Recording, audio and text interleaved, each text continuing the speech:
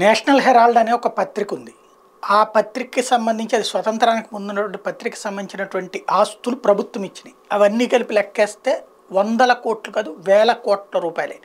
అట్లాంటి దాన్ని ఒక కోటి రూపాయల డబ్బులతో లాగేసుకున్నటువంటి కేసులో నిందితులుగా ఉన్నారు సోనియా గాంధీ, రాహుల్ గాంధీ, ప్రియాంక గాంధీ వాద్రా, మోతీలాల్ వోరా.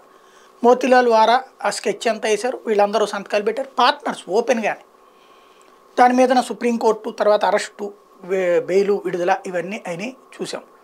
అయితే ఆ సందర్భంగా అంతర్జాతీయ media, America media, Europe media, Soros group ఆధ్వర్యంలో నడిచే సోషల్ మీడియా ఏం ప్రొజెక్ట్ చేసింది, భారతదేశంలో ప్రజాస్వామ్యం చచ్చిపోయిందని.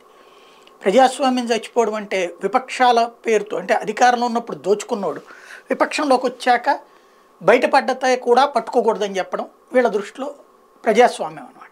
అదే అమెరికాలో ట్రంప్ తను అధ్యక్షుడిగా ఉన్నటువంటి సందర్భంలో ఎదురు తిరిగాడు, వివాదపడ్డాడు. ఆ టైంలో తన అభిమానుల పేరుతో కొంతమంది గొడవ చేశారు. ఆ గొడవకి ట్రంపే కారణం అంటూ అతన్ని ఎన్నికల్లో పోటీ చేయడానికి అనర్హుడిగా చేస్తూ కోర్టు తీర్పిచ్చింది. మరి అది ప్రజాస్వామ్యమా, ఇది ప్రజాస్వామ్యమా? అక్కడ ఎవరు చేపిస్తున్నారు? కోర్టులు జడ్జిలను కూడా అక్కడ ప్రభుత్వాలే నియమించుకుంటాయి, ఇక్కడ జడ్జిలు తమను తామే నియమించుకుంటారు. కానీ ఇక్కడ ఆ కోర్టు చేసింది తప్పు, ప్రజాస్వామ్యానికి భంగం. అక్కడ డైరెక్ట్గా వాళ్ళే నియమించుకునే జడ్జిలు ఇచ్చేటువంటి తీర్పుతో ప్రజాస్వామ్యం కరెక్ట్గా ఉన్నట్ట.